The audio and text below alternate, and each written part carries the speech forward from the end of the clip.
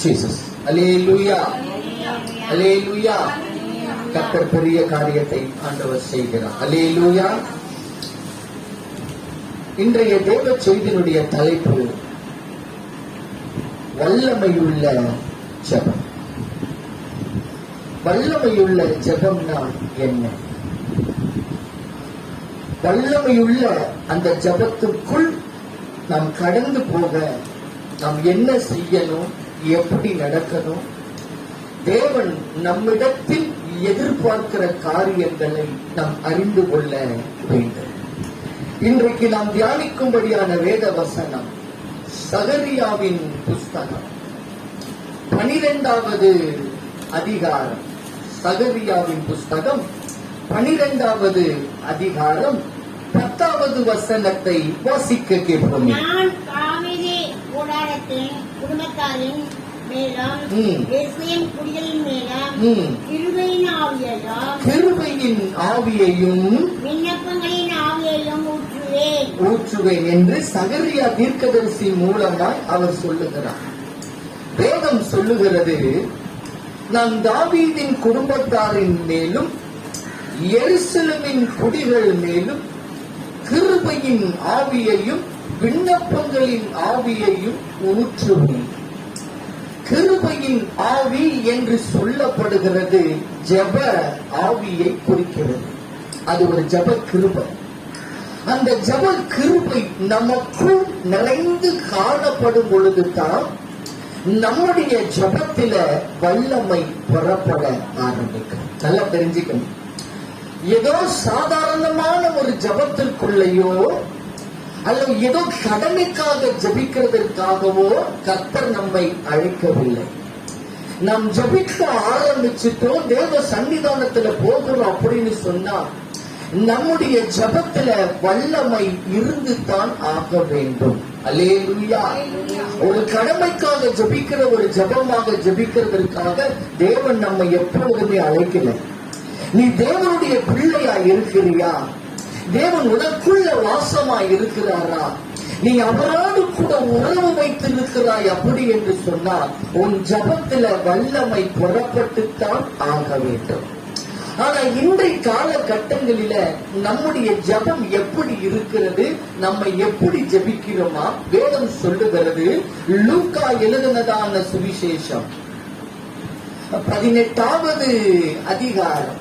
லூக்கா எழுதின சுவிசேஷம் 18வது அதிகாரம் 1வது வசனத்தை வாசிக்க கேட்போமே.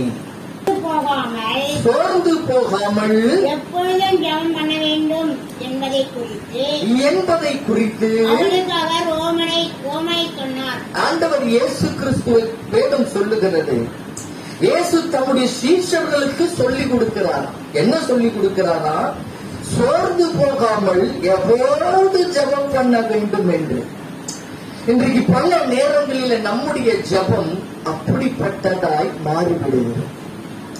இன்னைக்கு நம்ம தேவ சன்னிதானத்துக்குள்ள போகிறோம், தேவனோடு கூட உறவு வைக்கிறோம் என்று நினைக்கிறோம். ஆனா நம்முடைய ஜபம் எப்படி மாறிவிடுகிறதா? ஒரு சோர்ந்து போன ஒரு ஜபம், ஒரு சோர்வடைந்ததான ஒரு ஜபம். அந்த அனுபவத்திற்குள் நாம் போகும் பொழுது நம்முடைய ஜபத்துல வல்லமை இருக்கிறது இல்லை. எப்பொழுதுமே ஆண்டவருடைய சன்னிதானத்துக்குள் நம்ம போயிட்டோம்னு சொன்னா நம்முடைய ஜபத்துல வல்லமை இருந்துதான் ஆகணும். அந்த வல்லமையுள்ள ஒரு ஜபத்துக்குள் நாம் கடந்து வர வேண்டும் என்பதே தேவனுடைய விருப்பமாய்தான் இருக்கிறது. அந்த சோர்ந்து போன அந்த ஜபத்திற்குள் நாம் போகும் பொழுது நீ எவ்வளவு மணி நேரம் ஜபிச்சாலும் அந்த ஜபம் பரலோகத்துக்கு போகாது. சோர்ந்து போன ஜபம் எப்பொழுதுமே பரலோகத்துக்கு போகாது. அப்படின்னா அந்த ஜபம் எங்க இருக்கிறது, எந்த இடத்துல இருக்கிறது, அதை தெரிஞ்சுக்கணும். வல்லமையுள்ள ஜபம் தேவனுடைய சன்னிதானத்துக்குள்ள போகும். நீ சோர்ந்து போன ஒரு ஜபத்துக்குள்ளேயோ அல்லது கடமைக்காக நீ ஜபிக்கும் பொழுதோ அந்த ஜபம் பரலோகத்துக்கு போகிறது இல்லை அப்படின்னு சொன்னா அந்த ஜபம் எங்க இருக்கிறது, எங்க போகிறதா? சங்கீதத்தின் புஸ்தகம் 35வது சங்கீதம் 13வது வசனத்தை வாசிக்க. 13. வியாதியிருந்த போது அவர்கள் வியாதியாக இருந்த பொழுது வெற்றி என் உடுப்பாய் இருந்தது. நான் உபவாசத்தினால் என் ஆத்துமாவை உபத்திரவப்படுத்தினேன். என் ஜபமும் என் மடியிலே திரும்பவும் வந்தது. அப்படின்னா சோர்ந்து போன ஜபம் எங்க இருக்குதா? நம்முடைய மடியில தான். நீ எவ்வளவு நேரம் ஜபிச்சாலும் சரி, எந்தெந்த காரியத்திற்காக ஜபிச்சாலும் சரி, நீ எவ்வளவு நேரம் கர்த்தரோடு கூட நீ உறவு வைத்துக் கொண்டிருந்தாலும் சரி, அந்த ஜபம் சோர்ந்து போன ஒரு ஜபமாய் இருக்கும் அப்படின்னு சொன்னா அது உன் மடிக்கே திரும்பி வந்து விடுகிறது. அப்படின்னா உன் ஜபத்துல ஒரு வல்லமை இருக்க. நீ ஜபிக்க ஆரம்பிச்சிட்டியா, தேவன் பதில் கொடுத்துத்தான் தீரணும். உன் ஜபம் தேவனுடைய சன்னிதானத்தை போய் எட்ட வேண்டும்.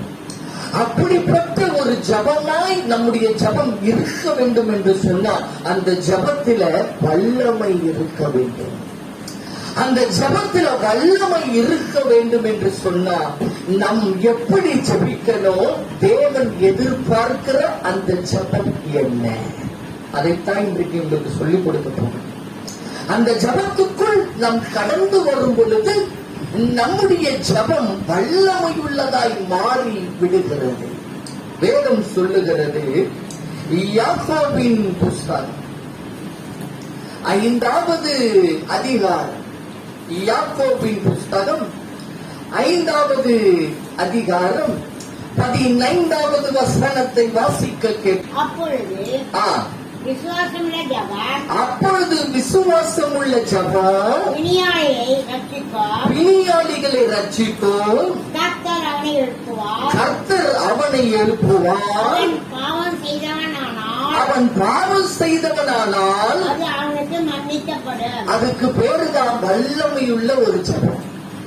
நம்முடைய ஜபத்துல வல்லமை இருக்கணும் அப்படின்னு சொன்னா அந்த ஜபத்துல விசுவாசம் அடங்கி வர வேண்டும். அதுதான் இங்க வேதம் சொல்லுகிறது. விசுவாசம் உள்ள ஜபம் பிணியாளிகளை ரட்சிக்கும். கர்த்தர் அவனை எழுப்புவார். பிணியாளிகள் என்று சொல்லப்படுகிறது வியாதிஸ்தர்களை மாத்திரம் அல்ல, தேவனை அறியாதவர்களையும் கூட. அப்போ தேவனை அறியாதவர்கள் தேவனை தெரிந்து கொள்ள, தேவன் அவர்களை ரட்சிக்க, தேவன் அவர்களுடைய வாழ்க்கையில் ஒரு அற்புதத்தை செய்ய வேண்டும் என்று சொன்னால் அவர்களுக்காக நாம் ஜெபிக்கிற ஜபத்தில் ஒரு வல்லமை புறப்பட வேண்டும் என்று சொன்னால் அந்த ஜபம் விசுவாசம் உள்ளதாய் இருக்கணும். அல்லேலூயா. விசுவாசம் இல்லாத எந்த ஜபத்திற்கும் அவர் பதில் தர மாட்டார். அந்த ஜபத்துல வல்லமையும் புறப்படாது. யாரோ ஒரு நபருக்காக ஜபிக்கிறீங்க, அந்த ஜபத்துல அவர்களை கர்த்தர் தொடணும். அவர்கள் தொடப்படணும் சொன்னா அவர்களுக்காக ஜபிக்கப்படுகிற அந்த ஜபம் வல்லமை உள்ளதா இருக்கணும். அது தேவனுடைய சன்னிதானத்துல போய் எட்டணும். அது தேவனுடைய சன்னிதானத்துல எட்டிடுச்சு அப்படின்னு சொன்னா அந்த ஜபத்திற்கு அவர் அடுத்த நிமிஷமே பதில் தந்து விடுவார். அல்லேலூயா. அப்படின்னா விசுவாசம் உள்ள ஜபம்னா என்ன? விசுவாசம் உள்ள ஜபம் என்னதென்பதை நாம் அறிந்து கொள்ள வேண்டும். எபிரேயரின் புஸ்தகம் 11வது அதிகாரம், எபிரேயரின் புஸ்தகம் 11வது அதிகாரம் 1வது வசனத்தை வாசிப்போம். விசுவாசமானது முதல்ல விசுவாசம் என்னன்னு தெரிஞ்சுக்கங்க. விசுவாசம் என்று சொல்லப்படுகிறது நம்பப்படுகிறவர்களின் உறுதியும் அப்படின்னா அது நம்முடைய கண்ணுக்கு தெரியாது. எந்த காரியத்திற்காக நீ தேவனுடைய சன்னிதானத்துக்குள்ள வருங்களோ, எந்த காரியத்திற்காக ஆண்டவருடைய சன்னிதானத்திற்குள்ள நீங்கள் பிரவேசிக்கிறீர்களோ அந்த ஜபத்திற்கு அவர் பதில் தருவார் என்கிற நம்பிக்கை முதல்ல நமக்கு வரணும். நம்ம ஜபிக்கிற ஜபத்திற்கு நிச்சயம் அவர் பதில் தருவார் என்கிற எண்ணம் நம்முடைய இருதயத்திற்குள்ள இருக்கணும். அந்த எண்ணத்தோடு, அந்த நம்பிக்கையோடு, அந்த நிச்சயத்தோடு கூட நாம் தேவனுடைய சன்னிதானத்திற்குள் போய் நாம் ஜெபிக்கும் பொழுதுதான் தேவன் அந்த ஜெபத்திற்கு பதில் தர முடியும். வேதம் சொல்லுகிறது, அதே அதிகாரத்தில் 6வது வசனத்தை வாசிங்க. விசுவாசம் இல்லாமல் தேவனுக்கு பிரியமாயிருப்பது கூடாத காரியம். அப்படின்னு ஆண்டவரை பிரியப்படுத்துறதுல ஒரு காரியம் விசுவாசம். ஆண்டவர் உன் நிமித்தம் பிரியப்படுகிறார், உன் மேல பிரியமாய் இருக்கிறார் அப்படின்னு சொன்னா அவரை பிரியப்படுத்துகிற காரியத்துல ஒன்று விசுவாசம். அதுலதான் வேதம் சொல்லுகிறது, விசுவாசம் இல்லாமல் தேவனுக்கு பிரியமாய் இருப்பது கூடாத காரியம். வாசிப்போம். ஏனென்றால் தேவனிடத்தில் சேருகிறவன் அவர் உண்டென்றோ அவர் தம்மை தேடுகிறவர்களுக்கு பலன் அளிக்கிறவர் என்றும் விசுவாசிக்க வேண்டும். அதற்கு பேருதான் விசுவாசம் உள்ள ஜெபம். அவர் தம்மை தேடுகிற, வேதம் சொல்லுது, அவர் தம்மை தேடுகிறவர்களுக்கு பலன் அளிக்கிறவர் என்று விசுவாசிக்க வேண்டும். அப்படின்னா நீ தேவ சன்னிதானத்துக்குள்ள போகும் பொழுது அந்த ஜபத்துல தேவன் உன்கிட்ட முதல்ல எதிர்பார்க்கிறதே விசுவாசம் தான். நீ விசுவாசத்தோடு கூட ஜபிக்கிறியா? அவர் நிச்சயம் ஒரு அற்புதம் செய்வார், நிச்சயம் கர்த்தர் ஒரு காரியத்தை நடப்புவார் என்கிற நம்பிக்கை என்று நிச்சயத்தோடு கூட போய் நீ தேவ சன்னிதானத்துக்குள்ள போகும் பொழுது அந்த ஜபத்துல தேவன் உன்னிடத்துல விசுவாசத்தை எதிர்பார்ப்பார். அந்த விசுவாசத்தை வைத்துத்தான் உன் ஜபத்துல வல்லமை புறப்பட ஆரம்பிக்கும். அல்லேலூயா. என் ஆண்டவர் இயேசு கிறிஸ்து சொன்னார் அந்த விசுவாசத்தை குறித்து. மார்க் 11:22. அவர்களை நோக்கி, இயேசு அவர்களை நோக்கி, விசுவாசமாய் இருங்கள். அந்த எபிரேய வசனத்துக்குரிய அர்த்தம் இங்க இருக்கு. தேவனிடத்தில் சேருகிறவன், வேதம் சொல்லுகிறது, தேவனிடத்தில் சேருகிறவன் அவர் உண்டென்றும் தம்மை நோக்கி தேடுகளுக்கு பலனளிக்கிறார் என்றும் விசுவாசிக்க வேண்டும் என்று எபிரேயர் 11:6 வாசிச்சோமே. அந்த வசனத்துடைய அர்த்தத்தை இயேசு இங்க சொல்லிக் கொடுக்கிறார். வேதம் சொல்லுகிறது, இயேசு அவர்களை நோக்கி தேவனிடத்தில் விசுவாசம் உள்ளவர்களாய் இருங்கள். அதை சொல்லிட்டு தான் சொல்றார். வாசிங்க.